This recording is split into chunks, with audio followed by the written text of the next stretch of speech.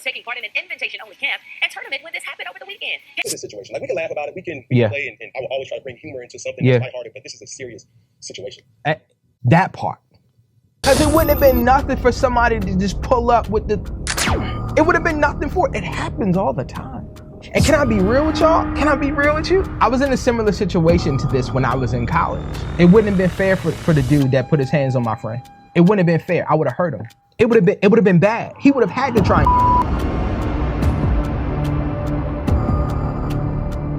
So this week we're gonna do a little bit different for my long speaking post. I am gonna speak. I want to speak on this situation though with Cam Newton, and give my perspective specifically for the work that I do with young people such as Cam, right? Like the same type of work in regards to mentorship and exposure and pushing people to the next level. His avenues through sports, mine is through academics, which I think are correlative. They can't be one without the other. Don't have the time to really explain that, but let's take a look at this whole Cam Newton situation. These were coaches, these were grown men. I think it was 2018, when they first came around. TJ first came to the organization, and then Steph came, I think, the following year. This is completely blind. I honestly was not really aware of the show 4th and 1. Seems to be pretty dope. But he's now going into, for those that have no idea what happened, there was a viral moment or a moment caught on camera, altercation between Mr. Cam Newton, and two people who he just said were coaches or former coaches within his youth sports organization. And anybody who knows me, I use football as my way of giving back to the community, right? Okay. From camps to tournaments to many other things. And how they began their involvement to the program is just like anybody else. It's not just Steph and TJ, but it was multiple people, coaches, players who have been involved that I just let them come. It's just like, like, come be a part. It's like an open door. It's an open door. I will never tell you not to come. You see what I'm saying? I think over the years, their roles expanded because they just kept showing up, and they were impacted. He's referring to the two coaches. And also, the two people that were in the clip were coaches. To actually show face to the actual kid events. Meaning, like, during my football season, I didn't have time to pull up to the high school football games. I didn't have time to really show face at practice at some of the kids' practice. This is also sped up, to my coaches, by my the way. staff members. Hey, we need to show face, we need to show support, we need to keep in contact with the parents, we need to keep in contact with the players. You guys let me know what I need to do. This is bigger than football, ladies and gentlemen. This is why I say it takes a village. So, for example, one of our parents or a parent they call you, it's sad to say, but if we just being honest, a lot of our kids are being raised in single-parent households. So our coaches serve as father figures to these. Let's talk about that for a moment. It's really, really important that this is understood because the aspect of a village cannot be replaced. I have 2 children, 2 sons, 2 black sons. And I see where they get their mannerisms, their behavior, their temperament. I see where they get it from. They get it from me. They get it from their mom. They get it from the people who they are in proximity with the most. So I think that in any type of youth development space, whether it be academic, whether it be athletic, extracurricular, musicians, whatever, it's so vital that you have a group of people around your child, around the children, around the clay that's being molded that are going to put forth a viable example, that are going to put forth a good impression, because everything that is done is being absorbed. I'm sorry, just had to throw that in there. Our coaches serve as male positive role models for these kids. A lot of our coaches have been where these players are trying to go. So it's natural for them meaning coaches and staff members, to build real relationships with the players. So yes, they were a part of that program of C1N, and that's where the familiarity came from. Okay, so then talking about the coaches. I know that you're competitive. C1N is competitive, 707 is competitive. You're a competitive as it is. So I know Cam, and I know your competitive spirit, and your trash talk. Like, you gonna talk shit. That's just you. Like, you joke, you talk shit to me, you gonna talk shit to everybody. Right. Pardon the profanity. I obviously can't control what they say. I don't cuss, but that's what that is. That's you. But I've never known you to be violent. So like, even like on or off the field, anything like that, it's like, so what really led to this? If you knew these guys, what led to this? I think that's a part of sports. You play tennis, you play basketball, you play cricket, you play whatever sport. Obviously, football is a very physical sport. Now, people may say, what is 707? Right? 707 is a pass-centric football game that's not physical, it's just whatever. Right. And it's all in the game. Like, verbal communication is what people use to distract, to deter, to get in another person's head, right? This is why you need a dynamic speaker for your upcoming event. Take a listen. Today, my experience was different than I thought it was. You know, I've known Jordan for a number of years. I follow him on Instagram, but I didn't expect him to speak to me. My initial impression after hearing Jordan's speech was just motivating. It brought chills to my body. I was just super excited, and even there were spots that gave me goosebumps. The audience was totally inspired. They were amazed. They enjoyed it. So he was able to command the crowd, capture their attention, again, drop some jewels, but he was very, very thought-provoking, inspiring, and allowed the students to think, to use their brain, just not like saying things and then just not speaking to them, but allow them to use their own experiences and their own knowledge to be able to inspire them as well. So I would recommend Jordan to speak to any group as a motivational speaker. He motivated me, and he spoke to things that I've personally been dealing with here or personally. So I was super excited to get some word or get some jewels from him as well while feeding our student leaders here on campus. My name is Jordan Green-Ellis, and since 2018, I've had the honor to serve organizations just like yours. Whether it be a small, intimate workshop or a keynote with thousands in the crowd, I believe that no matter who you are, whatever barriers you face, whatever city you come from, that there is greatness on the inside of you. So as you're planning for your next event, I humbly ask that you consider me, Jordan Green-Ellis, where inspiration and information collide.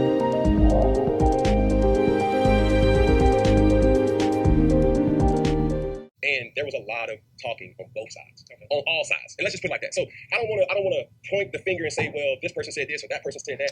I want to commend Cam on that, because often you see folks passing the buck as it pertains to accountability, right? Cam is owning up to, and I don't know this man. Like, I'm not trying to make it seem as one side or anything like that. But I think that this is extremely commendable, because oftentimes when we see viral moments like this, or, you know, what became a physical altercation, there's usually a one-sided narrative that rejects all accountability. So he's taking accountability for what he did, which is important, y'all. We're going to get back to that in just a moment. Let's keep listening.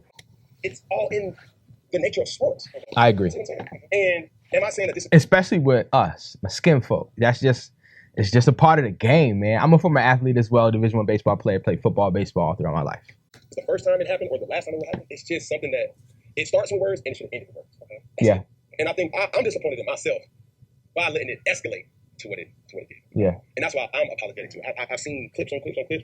I've seen, the content that they put out or whatever. The truth of the matter is this. Me being in my position. I want to comment on the start with words should have ended with words. I think that in theory, that's totally right. However, because there is so much passion and heart put into these sports, right? Like, this is the livelihood of many of the individuals that Cam and I serve. This is their livelihood. This is their bread and butter. This is what they see as a means to, getting them over the hump or what have you, right? And so it's much deeper than that, right? It becomes deeply personal. It becomes a deep, passionate part of someone's identity, right? And so when it's the same, it's just like someone, or could be compared to someone speaking ill about somebody's child, right? Like something that they care deeply and passionately about. I don't know who you are, where you're from, but you can't come around my kids just talking any old type of way. And I'm there. About them, to them, you just can't do it. Because there's going to be a natural protective response that happens that's garnered when someone offends me or offends my child, because that then becomes a threat. And so often in situations like that, those words that are intended to be, as he said, to get in your head, to get you off your game so that you can win, the competitive nature that sports brings, right? It starts with that. But because it is so deeply rooted in many of our babies' identities and adults' identities, right? Like, I know full-blown grown adults that got their favorite team and will fight over their favorite team. I'm just like, bro, let's be free. Anyway, I don't want to go there too much. What I'm saying is that, yes, it starts with words, should end with words. But there's got to be a level of maturity that's developed within the individual, parent, or child, right, that embodies that identity. Even me as a father, right? Like, even though my reaction or my response to someone who offends or harms my child physically, verbally, right, my natural response is going to be to protect them in whatever way is deemed necessary. But at the same time, which I believe he's going to talk about in a little bit, it just seems like he's going that way. There has to be some sort of ability to temper your emotions. You have to be able to, as an athlete, as an academic, as a musician, as someone who, okay, forget the special gift or talent. You have to be able to temper your emotions, and it only matters when the temperature is hot. Anybody can do it when there's nobody in their face taunting them. Anybody can do it, but it only matters in the heat of the moment. And so I think that this is a soft skill. This is it's a real thing. Because here's the thing, y'all. This don't just happen on the football field and on the sidelines. This happens in corporate America. Happens in the workplace all the time. Regularly. I need not dive into any personal stories, right? But the point is that this happens regularly.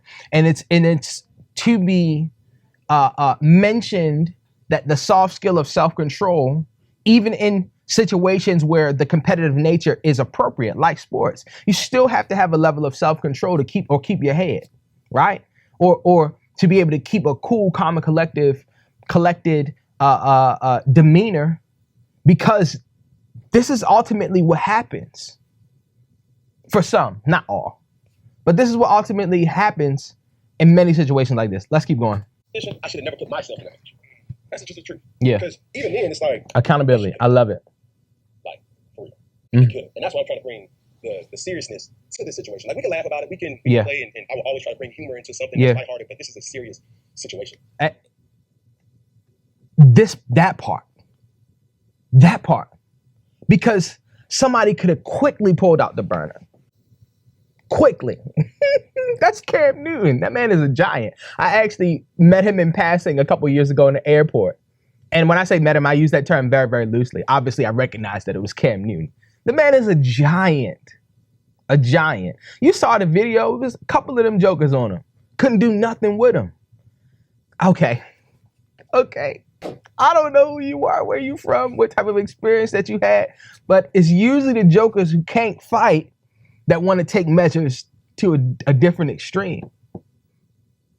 Cam it obviously seems like he's about to go into the seriousness of what it could have been. And that's the part that many of us don't think about. We're so fixed on proving a point or showing our abilities or pride, right? Or showing how good we are. And it's not, you know what? Let's take it a step further. It goes beyond showing how good we are. It's me showing you that I'm better than you. Question for you, my friend. If you've ever experienced something like this, or maybe you know a young person who's experienced something like this, or maybe has that same issue of pride, or being proud of yourself or proud of what you are able to accomplish or what you're able to do is not inherently bad.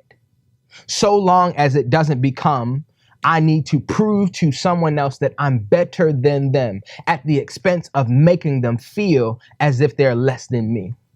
That was a lot of words. But in a nutshell, what I'm trying to say is that you have to just be okay with being good, being your best, being the best that you can be, not at the expense of directly proving to someone else that you're better than them. If you think that that's what it's about, my question to you is, what do you gain? What do you obtain? What do you gather? What does it do for you when you prove that you're better than somebody that's not as good? As a matter of fact, there has to be a level of character that's taught with the same level of skill that's developed. You got to teach character as well, my people. Teachers, educators, coaches, mentors. There has to be an emphasis put on the character that keeps someone at the level that their talent takes them to. You have to learn, or rather, we have to teach the level of character that sustains the level of success that talent takes us to. We can't solely put an emphasis on talent. I'm way off of what Cam is talking about. But it's the character that keeps us. It keeps us at that level of success. Oh. But most importantly, it keeps us safe. I'm talking about mentally safe. I'm talking about physically safe. Because it wouldn't have been nothing for somebody to just pull up with the and just, yeah. It would have been nothing for it. It happens all the time. I was in a similar situation to this when I was in college. And I told this story at a recent engagement that I had. This will be my clip for the day. And yeah, I want you to just kind of listen closely to the similarities and the importance of having character that keeps you safe, even though you are gifted and talented, because heated situations like this go left quickly. People are impulsive, and our natural reaction is to protect ourselves. And so because clearly Cam was a threat to these individuals, they couldn't do nothing with him. It could have easily turned the other way. Watch this quick clip, and then we'll be right back. I can guarantee it. But what I need you to understand is what's on this board right here. Repeat after me. Say, never let your emotions overrule your better judgment. Here's the reason why. Because when you feel justified to retaliate in such a way, it could be detrimental for your life. Hear what I'm telling you. I had this conversation at 16 years old, and it saved my life when I was 21 years old. I mean, like my actual life. That's not a simile. That's not a metaphor. I recounted this exact moment in the back of that gray Ford Taurus, I believe it was. I recounted this moment where I was on a college campus and somebody put their hands on a friend. A male put his hands on a female friend that I had. I mean, like, it was bad.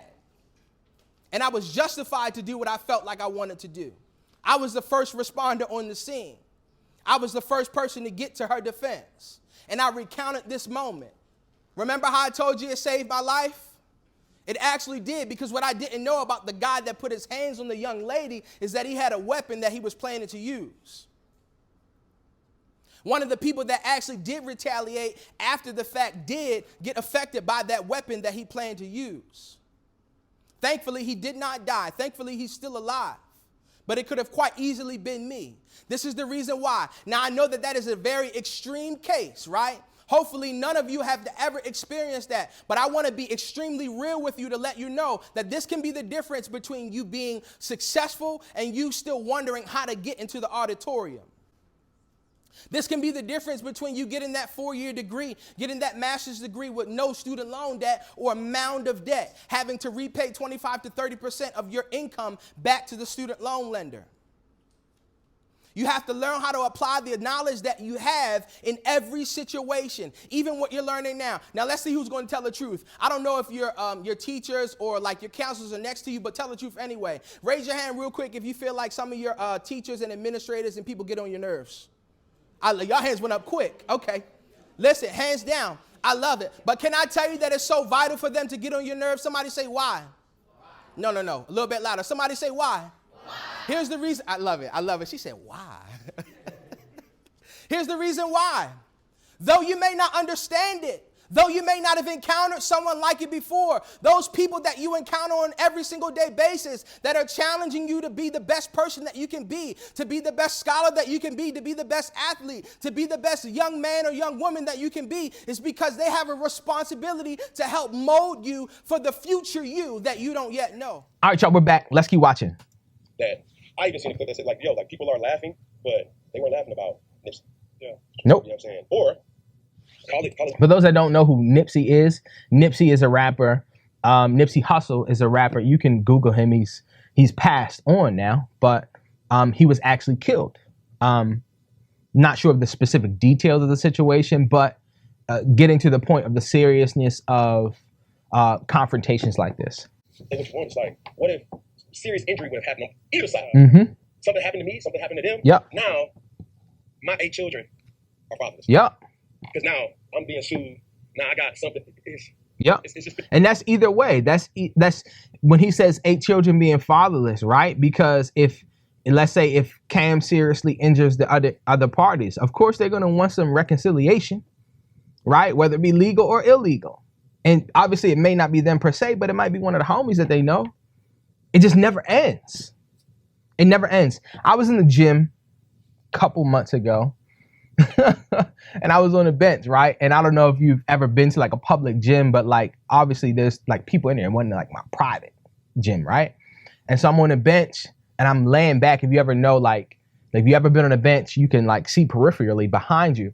And so this guy came into my peripherals, and I just naturally looked because it was something that wasn't there that came into my vision, right? And so I looked, and as I looked at him, I guess maybe he could have, obviously he thought that I was staring at him.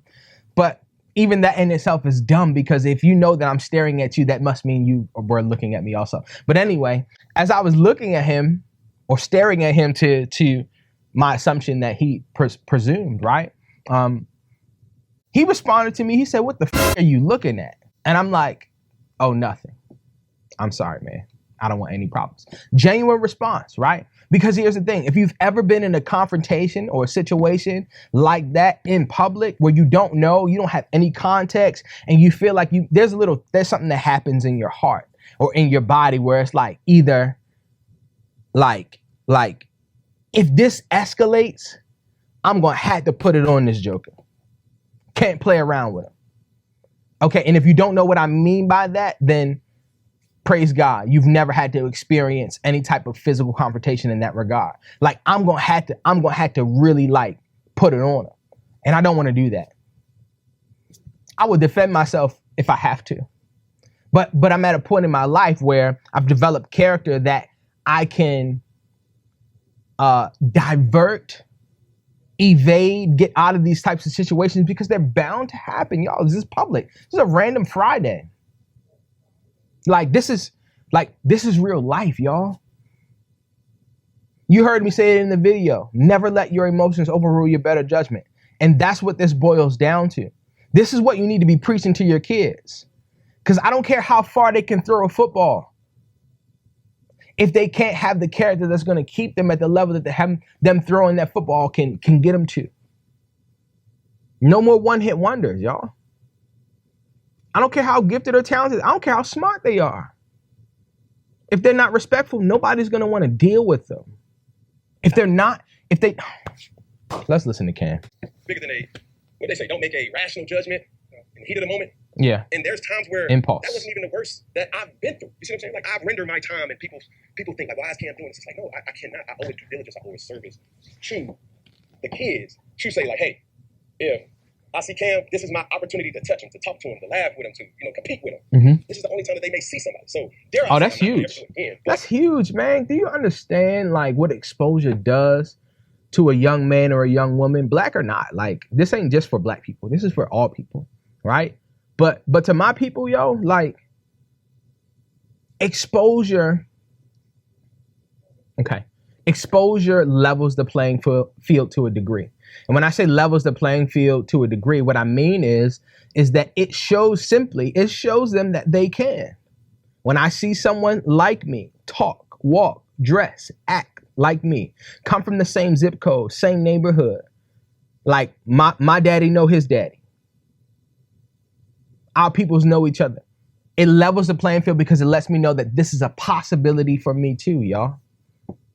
If you work in the youth development space, if you have kids to any regard, y'all, it's so vital that you are exposing them to something that's positive. No, intently exposing them to it. Like you're investing your time, you're investing your money, you're putting them in position to gather exposure, to gather information, to gather inspiration. Because when they are exposed to something that lights the spark, eventually that spark becomes a flame, and then that flame becomes a monument that people will come to marvel at. I'm telling you, because I know it to be true. What I do now professionally, it was a spark that was lit inside of me when I was a little boy. Yeah. I travel the world and speak because of the spark that was lit inside of me when I was a little boy, when I had my first football coach named Dave Upshur. And he got us pumped up before the games, and something lit up inside of me, and it connected with me to such a degree to where I was like, man, I want to be able to do this for other people.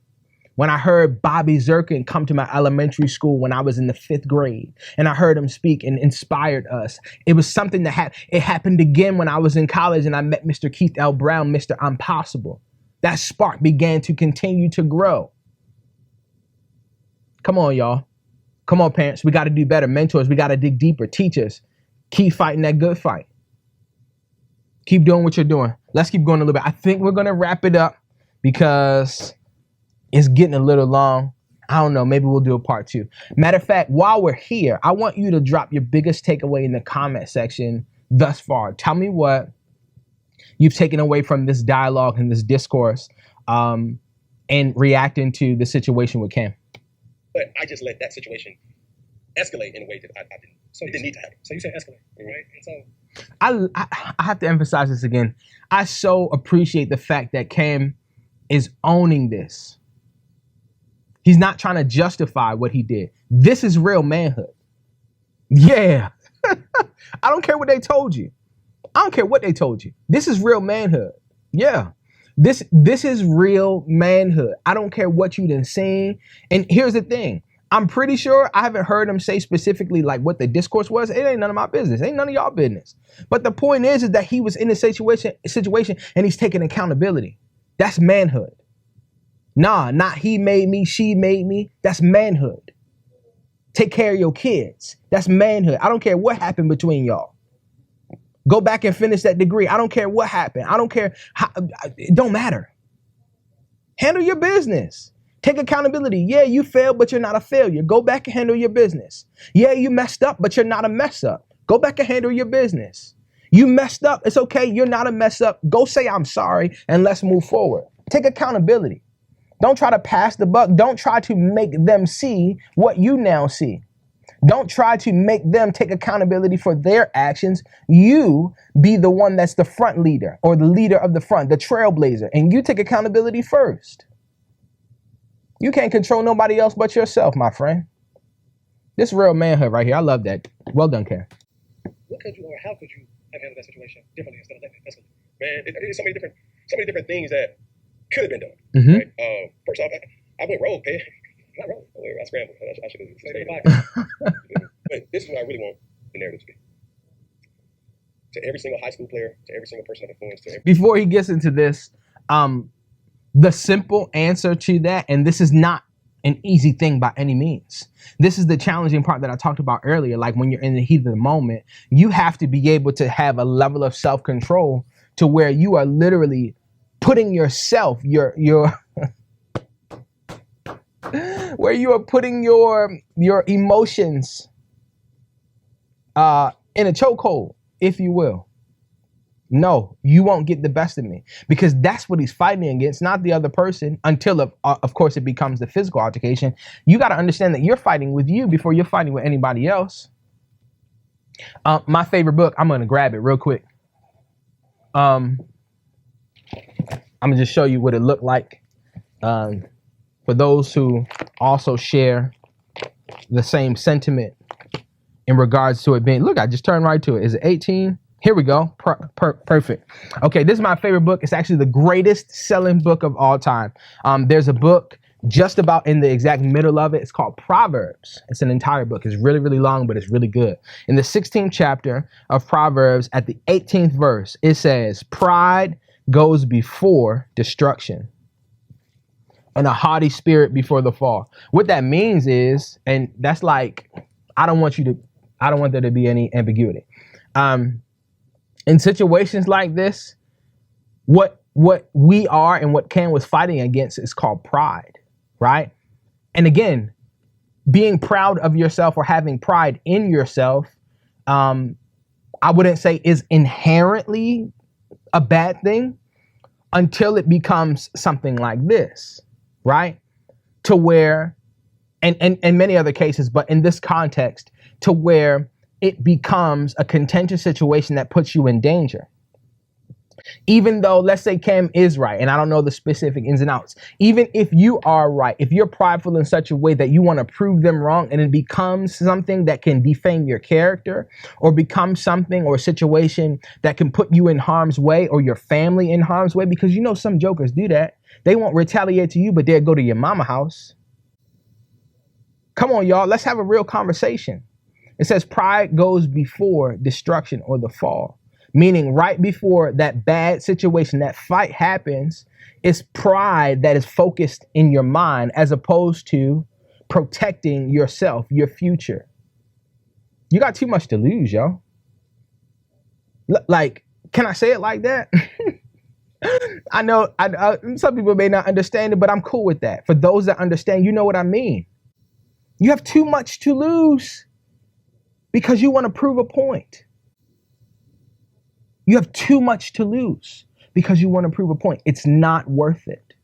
I always say this: if you know your values, if you know what foundation you're standing on, if you know what's important to you, then you'll know if whether or not that situation is worth it.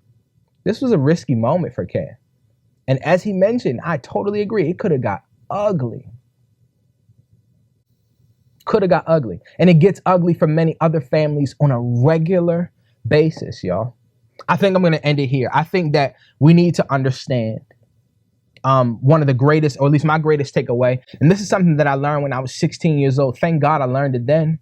Because the situation that I showed you guys from me talking to that group of students, it could have easily been me. I was the first person there. And can I be real with y'all? Can I be real with you? Just respectfully, it wouldn't have been fair for him.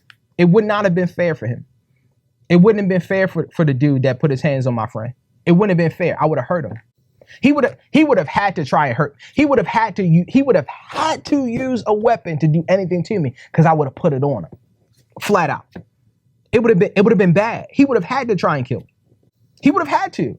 Because I would have hurt him that bad. It would not have been fair. But because I learned that lesson, it saved my life.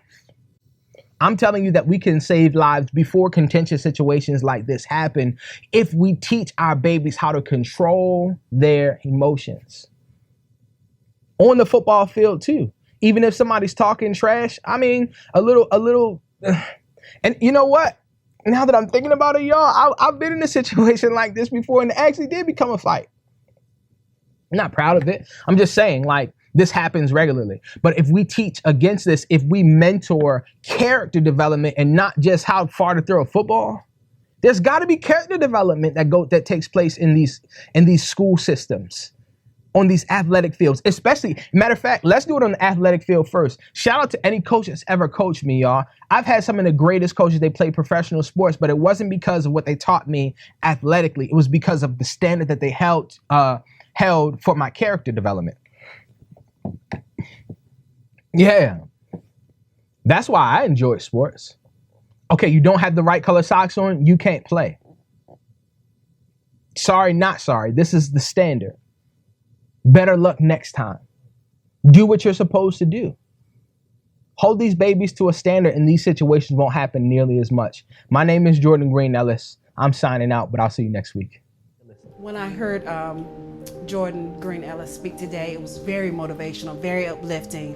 On a scale of 1 to 10, it was a 15 to 20. After the program today, I talked to one of my colleagues at Halifax Community College, and I told him, I'm going to send you this information. This is somebody you would like to bring to your students. I would recommend Jordan to other directors in TRIO Student Support Services. I would recommend Mr. Jordan Green-Ellis to 100 times over. We had a wonderful day today. All of our students were excited.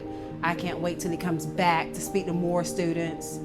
We had a great day today. My name is Jordan Green-Ellis, and since 2018, I've had the honor to serve organizations just like yours.